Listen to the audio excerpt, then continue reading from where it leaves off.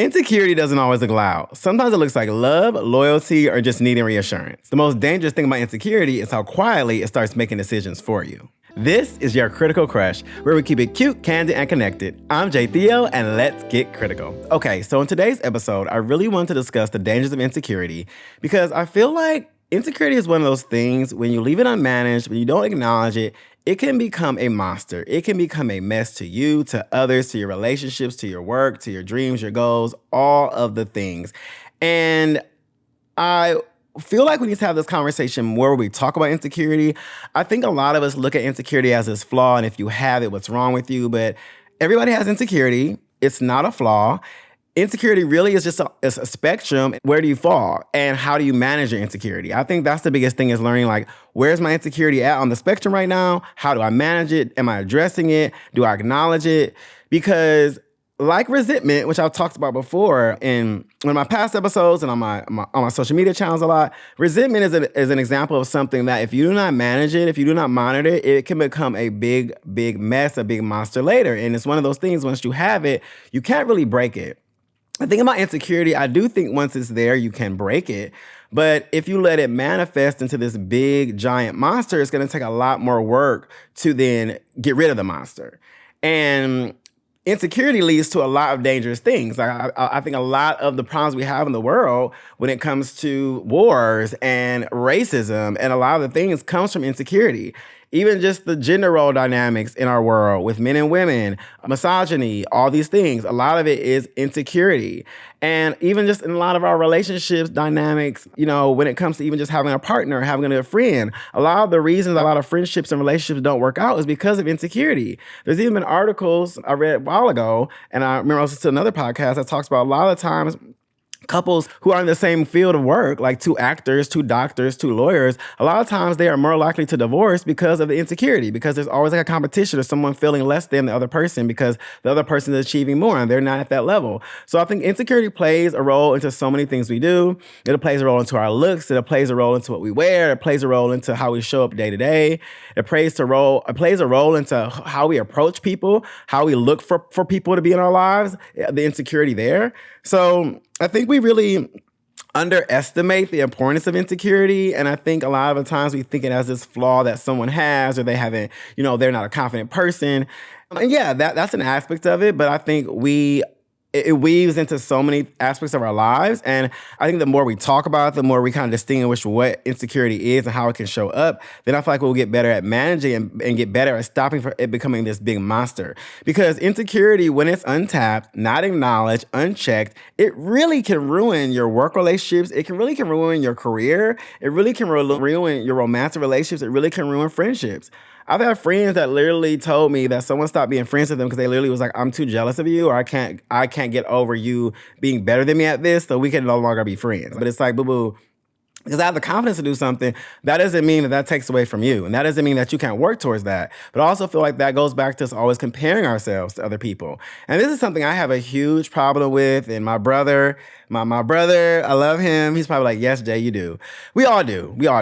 And as someone who has chosen to lean more into a career now that is my face, that is my voice, that is all of these things, I definitely do deal with comparing myself to others. And as someone who's worked in corporate America for the last 12, 13 years, I definitely dealt with imposter syndrome a lot. Even when I was succeeding and hitting milestones in my career, I still always felt that imposter syndrome. And I feel these are things that are really hard to shake. And I think also being a Black person, I think there's a whole different level of insecurity that we deal with that is tied to so many things, and just always feeling that we need to prove ourselves and show. As Black people, I feel like that's one thing we can all relate to, is a level of insecurity that comes from just the fact that we are Black, even though it's something we love about ourselves so much. So yeah, I want to say all of that just to frame the importance of us acknowledging insecurity, just to frame the importance of, if it does go untapped, what it can impact, and how I think we definitely need to have more conversations of acknowledging it. I think it should be more of a conversation in relationships when we notice things with our partner. Is this something that's causing you to be insecure? Is there anything I can do to support you in that? I think there's just ways we can be more honest about our insecurities and more honest about how it really is affecting us. And hey, maybe that may rub somebody the wrong way, but I think like if anything, just being honest about how you feel, being honest how something affects you, at least at least the communication is there. At least someone knows where you're at versus something building up, and becoming a mess later. And I think the biggest thing and what I can think about when it comes to being a mess is, the dangers of people murdering people, the dangers of people raping people, the dangers of people really doing wild things to someone because they are insecure or they're jealous or they feel like that person makes them feel less than because they are so confident they're not. I feel like a lot of women deal with this as far as men being insecure. That's why they say masculinity is so fragile. A lot of abuse and violence against women is brought on from insecurities of men. And a lot of it is brought on by the fact that men are told that they are superior beings, that they are the alphas, that they are these people. So when a woman demonstrates characteristics better than them in work, in career, even in sex, in anything like that, I feel like this can cause men to then be violent and to be very horrible people. And this also can go to women. I mean, I think women being insecure can sometimes allow women to make really nasty decisions and to lie on men and to do things to really hurt men as well, to put them in very messed up situations. I mean, women lie just like men lie. So I think it can bring this toxicity out of us, this nastiness out of us when we are insecure and when we don't want to acknowledge that that's the problem. And hey, I'm not saying acknowledging insecurities is easy. Make sure you are having people in your life that allow you to feel like you have a safe space. I feel like if you have a partner and you have an insecurity and you feel like you can't tell them, then I feel like that kind of showcases, do you see them as a safe space? Do you see them as someone that you can completely be vulnerable with? Insecurity also comes from vulnerability. Like I have to be able to be vulnerable to be able to acknowledge my insecurities to someone. And I also have to be able to be vulnerable with myself to acknowledge my insecurity. I have to be real with myself. And the thing is, a lot of people, we are not real with ourselves. If I hang out with someone and I notice something makes me jealous, I'll check myself and be like, Jay, yes, you wish you had that. Yes, that's cute. Or that, yes, that's great that they got that new opportunity. But yours is coming. Yours is coming. Don't hate on them. Support them. Because I know one thing that I really do is I feel like when I do feel like jealousy is coming on, I just lay on thick the support. I'm like, girl, get it. That's you. I mean, I do that generally anyway, but I feel like I really make sure I do it if I feel like there's any jealousy coming in. I'm like, let me support my girl. Let me support my dude. Let me support them. Let me show them that I really do have this genuine love for them and excitement for them. But I also need to check this jealousy mindset that's trying to come out. I think moments like that is being like, I see it. How can I fight back? How can I combat it? And when you start combating it with positivity, it's hard for you to get back into that negative space. And that's the one thing I love about really chasing positive thoughts and chasing positive ways to basically like mind fuck yourself. My therapist always say like, we always have these negative future fantasies. We always have these negative thoughts, but it's like, how do you combat them with positive thoughts? And I think that's one way right there is being like, hey, I know that I'm showing some jealousy. This is coming from my insecurities, but I'm going to show support. I'm going to show love to combat that because being jealous, being insecure is normal. It's natural.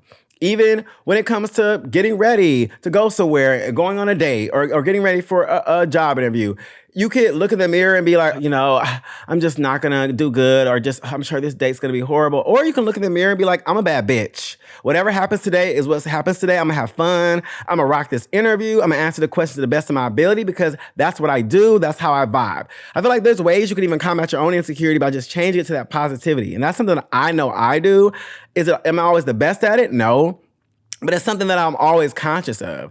Even and my friends know this, I always will call myself a bad bitch or I'm that dude or I'm that nigga. I will always say that about myself because I feel like I never want to lose that thought because there has been times where I really felt like you're not that dude. You're not that nigga. You know what I'm saying? And it's really affected me to the point where I've wanted to really harm myself to the point where I've really wanted to, not even just in a intense harm myself, but like I'm just gonna eat junk food for the next 3 months, or I'm just not going to work out, or I'm not going to care about, my tone with people. I'm just going to kind of be more reckless with even my sexual habits. Like there's been moments where I've let my insecurities really put me in places where I'm putting myself in compromising positions because I don't feel good about myself. And those moments where I've learned to be like, Jay, like what we're not going to do is sit here and let you harm yourself and hurt yourself because of these thoughts. We're going to change those thoughts. So I am very much the person in the morning, Jay, you're a bad bitch. You're going to rock today. Today's going to be a good day. Da, da, da, da, da. When I have those negative future fantasies, I'm very much like, no, I'm going to rock it. It's going to be fun. I'm going to do a good job. And hey, it may end up being the worst day of your life, but I feel like if you still go into a day, go into a vibe, go into your moment more like, I'm going to kill this. I'm going to be confident. I'm going to be rocking this. I think you're still going to feel a lot better at the end of the day than if you went into it like, oh, it's going to be negative. Oh, I can't do this. I can't do that. We are our worst critics, but we don't have to feed into that. Like, our mind is going to do its thing on its own. So, like, why feed into it more than you need to? And I'm all about a reminder. So I have whiteboards all in my kitchen, on my fridge. And even when I had my old apartment, I had a whiteboard. And right when you walk in, it would say, like, it says, you're a bad bitch. And people used to always be like, oh, Jay, okay, Jay. I'm like, yeah, I need to always want to look up, see, you're a bad bitch. You're that dude. Like, because sometimes you do wake up and you just have a weird feeling you don't feel yourself, or you just may not feel cute, or you just may not feel confident in something. And I just think always having those constant reminders and ways to trick your mind, not to really trick your mind, to remind your mind that you are someone that's confident, that you are someone that's happy with themselves, that you are someone that also is flawed. Every day is not going to be perfect. And I think making sure that you acknowledge that for yourself is key. And making sure that you find ways to combat those insecurities is key. Because for me, like I said, when my insecurities go too far, I hurt myself. I put myself in compromising positions. And that's not good. And I've learned to really work through that. That's why I am the first one to jump back into therapy when I feel like something is off. That's the first thing I'm going to do is I'm going to utilize my resources. I'm going to reach out to my friends and family that are very supportive, that I know I can be vulnerable with.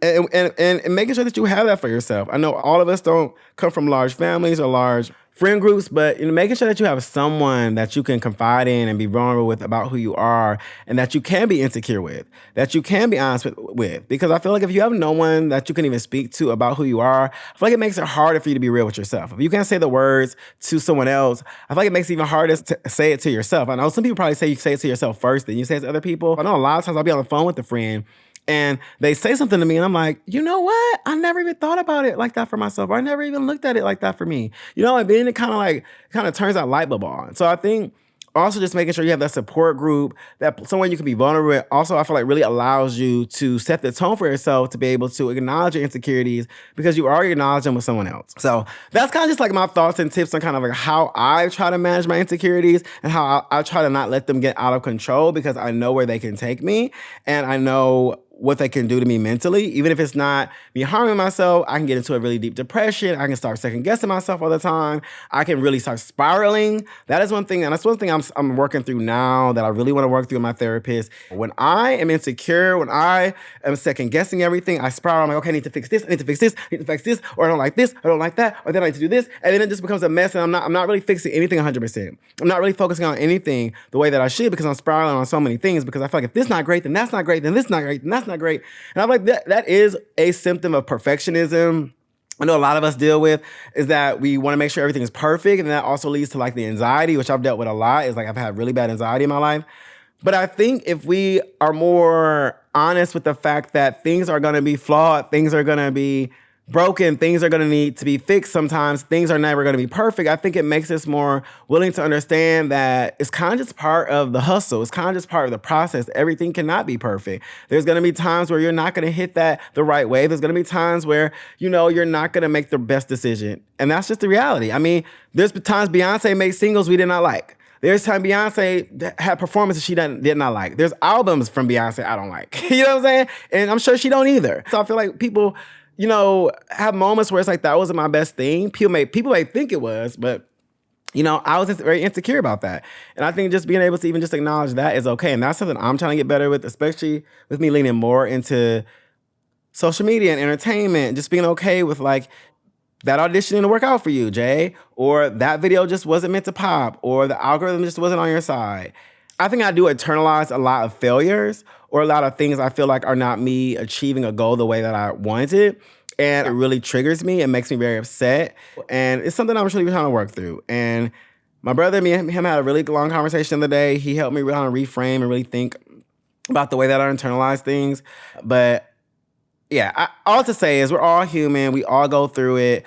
And it's something that I feel like the more we acknowledge and connect the dots when it comes to spiraling and anxiety and stress and depression and imposter syndrome and perfectionism, all these things, I think we can become better humans because we're just going to be more honest with ourselves. We're going to be, and also going to be more honest of how things are showing up for us, which I think is super, super important. Is really being like, how does this show up for me? How does insecurity show up for me? How does spiraling show up for me? How does jealousy show up for me? How does vulnerability show up for me? Do I have a support system when these things happen? Do I have a solution for how I react to myself when I am being self-deprecating and when I'm not pushing myself with that confidence? Do I have a fix for that? Do I have a process for that? And I think really sitting back and acknowledging these things and then figuring out what can be my process is ways for us all to move forward and be in better places when we have to deal with insecurity and when we have to deal with our lack of confidence.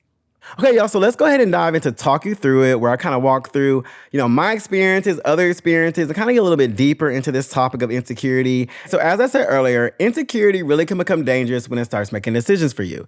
So today I'm going to read through a Reddit story that does a really good job really highlighting how insecurity can snowball and how it can become dangerous. And this more is in an emotional way, but I feel like if you guys read through the lines here, you can see how this can become dangerous in a physical way.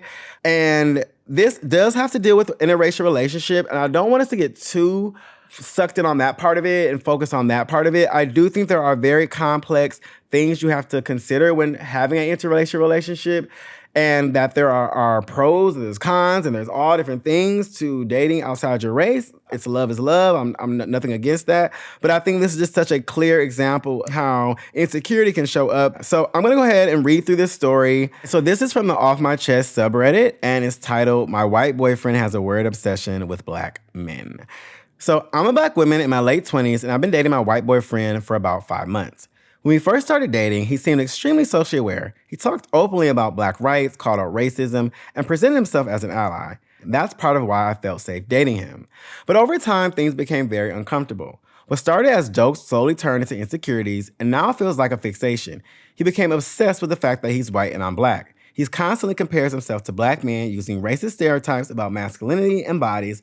I've told him multiple times that those stereotypes are harmful and dehumanizing. He apologizes, says he understands, promises to do better, and then he does it again. What makes it worse is how much he projects it onto me. All of my exes are Black, and I've never hidden that. But he keeps asking if I secretly wish he were Black, if I'm more attracted to Black men, or if I miss my exes. None of that has ever come from me. He's competing with stereotypes in his own head. I'm exhausted. I didn't sign up to constantly reassure a grown man that he's enough compared to an entire race of people. I didn't sign up to be his therapist or his racial education resource. 5 months in, I'm already drained and uncomfortable, and I'm seriously considering breaking up. It's not what he says, it's what he reveals about how he sees me and Black men as a whole. So right there, that's insecurity turning into projection, and then it's also turning into emotional labor because you are insecure about me being a Black woman who have had a past with Black men. You now have some insecurity thing that I have to sit here and babysit and manage.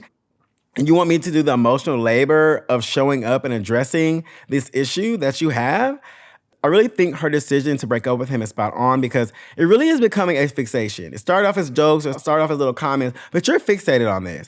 And at the end of the day, I cannot change the fact that I'm Black, and I cannot change the fact that I used to date Black men, and I cannot change the fact that maybe if we break up that I might date another Black man. So that's not going to change. So how are you not going to get up off of this? And that's the thing sometimes about, I feel like with allies and people that support you, sometimes they do it from some other type of obsession that they have that doesn't really come from a genuine place. I think the constant comparison to Black men just shows how much he does not love himself. I think there's also something going on there. Like, if you are a white man and you love yourself and you are confident in yourself and you're able to bag this Black woman, why do you care about Black men and what they're doing and what their bodies look like or what they have going on? Like, that to me is like, where's that even coming from? You are that pressed about what the possibility could be of your ex, of your girlfriend leaving you and talking to a Black man that you have become so fixated and so insecure about yourself is pretty wild. This is something that he is dealing with, but he is not really trying to address the problem. He just keeps fixating on things. And the fact that he's relying on racist stereotypes is also showing like, well, you're basically saying your girl, all she cares about is what Black male bodies look like. She doesn't even care about what their mind looks like. She doesn't even care about who they are as a person. You're also kind of basically dissing her as well and saying that all she cares about is, how big his piece is, basically. And also the reason why I really think she should break up is the apologies without change. You are apologizing, but you're not making any changes. You're apologizing, you're acknowledging the issue. You see that it's an issue, but you're not changing. You are continuing to move the same way. Sir, I cannot help you. We cannot help each other. Because if you're not going to process what I said, if you're not going to apologize and try to take a step to be better, then we don't need to be in this relationship. And it also just shows like you don't have a sense of growth, you don't have a sense of emotional maturity to actually have a conflict and move past it, or for me to understand that you're flawed. I can see that it's something that bothers you. I'll say that, not a flaw. And it's something that you need to address. But if you don't decide not to address it, then I cannot move forward in this. And I think that just goes to any relationship and any problem. If you're apologizing but deciding to not address it or change, there's not much I can do for you. And the projection piece that I think is why is him asking her if she prefers him to be black. Sir, I can go date a black person. Why do I need you to become black? I can go date one. So you projecting that on me is wild because this is your own thought. I have no issues with you. I'm dating you. And asking if she's more attracted to black men, it's like he's trying to put it all on her when it's like these are your thoughts. These are the things that are coming out of your mouth that you're insecure about. And even though I feel like he's technically being honest about how he feels, his insecurity still is going unchecked. You're not trying to check where the root is this coming from. Like, where is this coming from? Maybe you don't need to date black women if you have this much of insecurity about an opposite race. Why are you pressed about what black men are doing outside of your relationship? Why does that matter to you? Y'all are together, she's not dating them. Why does it matter? But it's like, it's the fixation. And I feel like this is what leads to so many problems when people become fixated. Then you become dangerous. Then you become a problem. You're already being emotionally taxing to her. You're being emotionally exhausting. And this could be a situation where if you see her out somewhere in the future and she's dating a black guy, you may try to harm her. You may try to harm him. Or you see her, you guys are out and a black guy walks by and she happens to look that way and you may want to put your hands on her later or something. I know these are extreme, but this is what I feel like it leads to. When men, especially when men have these insecurities, this is what it leads to. And I'm putting nothing past nobody, especially when it comes to that insecurity. It builds up rage. It builds up this dynamic in you that can be really, really disturbing. So yeah. And the cost here that he's not acknowledging is the fact that she is emotionally exhausted, like I said, the loss of attraction. She's not attracted to you, sir. If you are constantly being insecure and comparing yourself to people in your head, who's attracted to that? And also, she's becoming responsible for managing your insecurity. Now I'm responsible for reassuring you, making you feel better about who you are. Both of these situations, I cannot change. I cannot change that you're white, and I cannot change that I dated black men before. I cannot change any of that. So this reassurance is kind of going to avoid because there's nothing we can change about anything in this situation. It's like, okay, if you're insecure about the way you look, if you are overweight and you're really insecure about that, you can make changes to change that. That's something that you could actually change. I still should not have to be your reassurance bubble in ways that are toxic to me and my own emotional health, but it's still something that I feel like you could actually change so we can talk through it and work through it. And there could be processes and there could be aspects of it that involves us to have discussions about it. But this is something I cannot change. So what do you expect me to do? And I think the biggest thing here, and I feel like with a lot of people, is that we need to have that realization that just because I love you does not mean I need to provide this emotional labor to you. Just because I like you, just because there's a connection, just because you're family, does not mean that I need to provide this emotional labor for your insecurity. At the end of the day, that is something for a professional to work through. If it has become something that is that unchecked and that unmanaged, that it is literally something you obsess about, that is something that you definitely do need to talk to someone about. I think a lot of women have to deal with this level of insecurity in their relationships when it comes to other men that their man may feel threatened by, when it comes to their own confidence, when it comes to their man maybe not having the career he wants, things like that. I feel like there's so many ways insecurity can show up and that a woman has to sit there and do the emotional labor and reassurance every day. And if the situation was flipped, I know for a fact most men would not be doing that for a woman. They would not be reassuring her, making her feel better. I feel like a lot of men, unfortunately, like to humble women. And I know that's sad. I'm not saying there's not men out there that support women, but it's just like, this is just an example of like women have to do all this emotional labor when in turn, it really wouldn't be reciprocated. To wrap this up, what really stood out to me here is how the insecurity didn't stay internal. It really reshaped the whole entire relationship. And that dynamic felt familiar to me because I've seen insecurity show up in my own life in quieter ways. So I'm going to share my own personal take when it comes to insecurity. I actually kind of wrote like a mini journal entry that I'm going to read here because it really speaks to how I really feel about insecurity. So I appreciate you guys letting me be vulnerable here. So when it comes to my own insecurity, it honestly feels like a chronic condition, something I have to manage, not magically fix. My on and off episodes of depression and anxiety have always been rooted in insecurity. No matter how well I performed in school or at work, I still feel like I have to constantly prove myself over and over again just to receive what I already knew I deserved. I spent a lot of time blaming my insecurity on wanting to be a positive representation of myself almost to a fault, while knowing that a more toxic, negative version of me would probably receive success and respect faster and more easily. Even with this podcast, I'm aware that if I leaned harder into complaining, I'd see faster growth, but I'm choosing not to. The same goes for my YouTube channel and social media. I review my most successful content. Honestly, about 80 to 90% of it performs better when it's complaining, sharper, or in a more condescending tone. People assume I'm very confident, but the truth is that every day feels like a mental battle. Trying to convince my own mind to believe in itself, breath work, mental exercises, working out, affirmations, grounding myself in whatever ways I know how, just to fight the negative thoughts and the constant loop of self-doubt and imposter syndrome. Being creative, using my face, my voice, my ideas to make people laugh, think, or feel seen brings me real joy. But on the flip side, having what I create constantly criticized, reviewed, and monitored is mentally draining. Still, as exhausting as that is, it somehow feels like a paradise compared to working a 9 to 5. Being monitored by managers and cross-functional teams who often don't know what they're talking about, being assigned unrealistic timelines, and reporting to people who get to dictate the direction of my career without ever having to understand my lived experience. I hope that one day I find relief from this insecurity. I hope that seeing my creative career truly blossom becomes part of the medicine, part of my path out of this mental prison I'm actively trying to build my way out of. And I don't think the goal is to never feel insecure. I think the goal is learning how to not let it make decisions for you.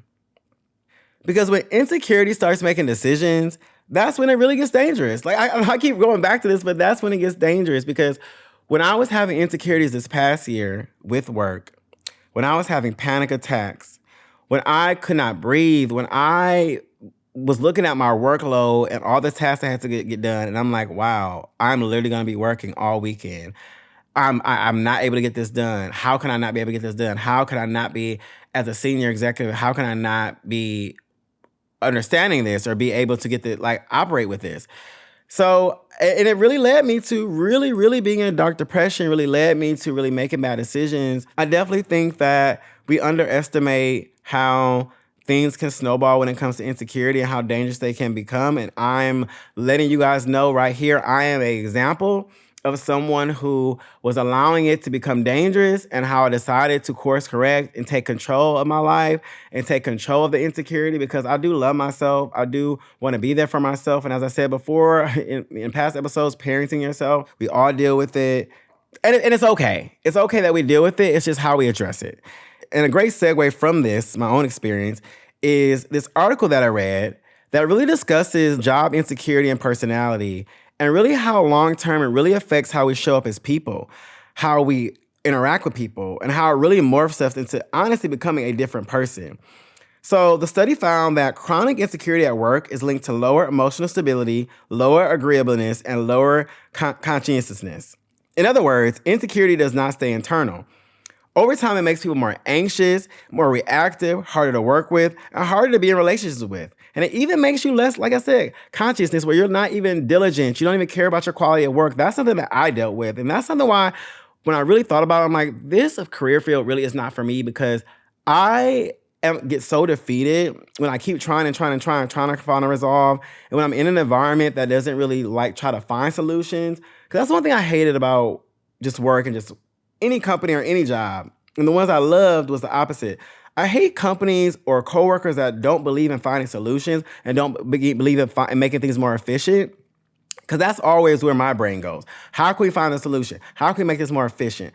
I don't understand unnecessary conversation about things that don't matter, that's not going to help us find a solution or make something more efficient. And that's why I love my ancestors so much. Because slavery, we wouldn't have all the dope inventions we had, because slaves were like, this is not efficient. So I'm going to make it more efficient. I'm going to make it better. And I feel like a lot of my insecurities from work would come from me trying to make something better, me trying to make something more efficient, and someone not believing that that was the right way to do it, or someone not believing that that's a good way to do it, even though it might have been, even though I know that it was. And I let their decision-making authority undermine my actual levels of efficiency, my actual strengths of finding solutions. And that's just another example. You're making my insecurities worse because you're insecure about what you can't do, about what I can do, and you don't want me to have that moment of making something more efficient or making something better. I think it's all linked together. A lot of it really did affect who I was as a person. Like, I feel like I literally am a whole different person when I am not depressed at work and when I'm not depressed from a stupid ass manager. I'm a whole different person. Even after coming out of this depression, a lot of my friends and family were like, wow, Jay, you're like back to normal. You're like who you actually are. It's like I said earlier, it's a snowball. It's not an instant thing. It's not this one thing. It's a multitude of things that become harder and harder and really start shaping your behavior. And I think that's why in relationships when insecurity manifests, it really does shift the dynamic of the relationship, and it really makes people mean and bitter and toxic because it really is changing who they are. Because ultimately, with everything that I'm saying, whether it's at work, whether it's with a relationship, if it's left unchecked, it really affects how you feel and how you show up and how you experience yourself and others. As we wrap this segment up, I really want to speak to how we can recognize the patterns, because we need to be able to see the warning signs of insecurity to be able to react to it. So first off, needing reassurance but never feeling reassured. So if you constantly need that reassurance but you never feel reassured, then that's where insecurity is starting to take over. You are always comparing yourself instead of communicating. Or you're always comparing and not taking action. Like, you can compare, but it's what you do. It's what you take action on that really can result in some change for you mentally. Like, if we're always comparing ourselves to others, what does the other person do? They took action. They did something. Are you doing something? But at the end of the day, your journey is still different than another person. And I think that's the biggest thing for us to remind ourselves. Our journeys are all different. But keep in mind, as long as you're taking action, you're doing something. And everything's not going to be perfect. You're not going to be able to do everything all at once. You're not going to hit every marker all at once. But as long as you're doing it and being consistent and pouring into it, that's half the battle. And another early sign is having resentment towards people doing what you want to do. So I feel like it starts as jealousy, but having that resentment and being upset or kind of annoyed with someone because they're doing what you want to do, or because they've achieved what you want to achieve, or because they're a little farther along, that right there shows a level of insecurity. And I will say insecurity can be motivating. I don't want it to have this bad rap. Insecurity and having self-doubt and having these things can be motivating because they can then push you to be like, you know what? I may not be where they're at. I know that I'm not A+ at that, but I'm going to keep trying. As my brother always says, get those 10,000 hours. And, I'm going to keep moving forward. So I think insecurity can also be a motivator. It can be a pusher. But I feel like you do have to make sure you're in check. Where is this resentment coming from? Are you bothered just because they're at a place that you're not? And that, I feel like, goes back to always comparing yourself to people and kind of letting that go. Okay, guys, so as always, I love to do my little palate cleanser of the episode where it's Crush, Crave, Crash, where I talk about things where you get to know the things that I like, I vibe, I adore, versus the things that I don't, that irritate me, that I hate. So this week's Crush, which will always be a person, whether famous or not. So Kehlani, shout out to her for winning her first 2 Grammy Awards ever. I have been a fan of hers since 2015, playing out her mixtape, You Should Be Here, riding the New York subway, listening to those songs, singing them. I was obsessed with her. You should be here right now. I love Kehlani. I'm so happy that see her finally getting her flowers. Folded was such an amazing song. So for her to get the Grammy for that is just everything. I'm so excited for her to have this super, super R&B album. I'm super, super excited for it. And I'm just literally loving her aesthetic right now. Loving this sultry version of Kehlani. So she's my crush. Love seeing her win. Love seeing all the Black people win this time around. One thing I will say, when it comes to Kehlani, y'all, when it comes to that mixtape, one of my favorite songs on that mixtape was Niggas. And she's made sure to scrub that from the internet. You cannot find that song anywhere. But y'all, when I say I used to sing that song, screaming in my apartment, talking about niggas gonna always be niggas, can't afford giving my heart to these niggas. Yeah, y'all, I love that song. But yeah, let me say Kehlani. So happy to see her doing her thing. Shout out to her also for speaking out against ICE. Fuck ICE, fuck ICE, fuck ICE. Love that she is pushing these celebrities to preach that. Fuck fucking ICE. She's always been a great activist, so love her, support her, all the things. Okay, y'all, so on to Crave. And Crave is always something that I'm like obsessed with, that I'm super excited about. And the thing that I'm like super, super into right now, y'all, is hair mist. I am so obsessed with hair mist. I've always been someone who likes smell goods. I love perfume. I love cologne. I love all the things that make you smell good. I have so many perfumes and colognes, and I love layering them and all the things. But y'all, hair mist is something I just recently got into. And as someone who wears locks and who works works out, who, has moments in between retwists and have ways to refresh my hair in between retwists, but still just making your hair smell really good and just like a vibe. It's always kind of like it either smells really minty or it smells very showery, depending on what you use for your hair. But the hair mist, so y'all, I'm obsessed with Touchland, who is known more for their hand sanitizer, but their Power Essence hair mist and hydrating body mist, y'all, is everything. First off, it lasts for a very long time. You put that shit in your hair, it's lasting all day. Also, y'all, the scent I have, where is it? I make sure to bring it. Okay, the scent is Mango Mojo. Y'all, this right here, I'm already like a big mango fan. All my friends, they know me. I love mango anything. But y'all, this smells so good. I wear this, typically just wear it in my locks. But y'all, when I wear my YSLY, y'all, when I say the compliments I get, I'll be in love with myself when I wear this. But y'all, this mixed with YSLY, top notch. I mixed it with some other stuff too. I want to say I mixed it with some Ariana Grande and it smelled really good. Y'all, this is everything. They have so many different flavors. I'm literally going to go to Sephora this week and get some more. They have like a watermelon. They have a sandalwood one. But y'all, this is everything. And it lasts a really long time. I've had this for a couple months now and it still is a lot in here. And when I say y'all, it is very, very long lasting and it is hydrating. I feel like it does make my hair feel hydrated. You can also just use it on your body. But y'all, it's everything. I say lock down on these.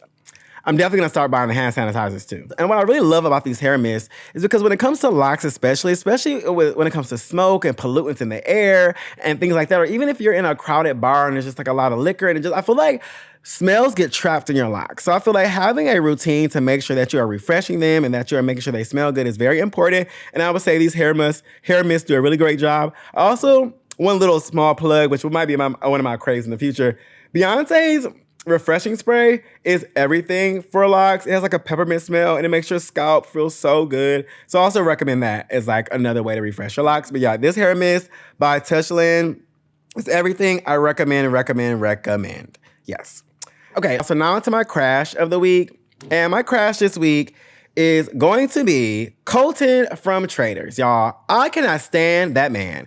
Kudos to him coming out or whatever, but he's really trying to be that gay guy and it's not hitting. You're not fly. You are not charismatic. You're not cutesy in any kind of way. You're very arrogant to a fault. You also are just always wrong. Yes, he has moments where you're like, okay, he is looking into the right person, but you are wrong a lot. You are confidently wrong a lot. And I don't like how he came at Tiffany. Hopefully, this week, he is getting out of this house, or hopefully he gets some negativity thrown at him. I see that they're trying to muster up some suspicion his way. So hopefully that ends up happening. But yeah, I am not a fan of Colton. I cannot with Colton. Like, he had the potential to be a bad bitch, I feel like, after coming off the Bastard and doing what he did. But him being a stalker, that dropped it all the way down for me. He was never going to come back from that.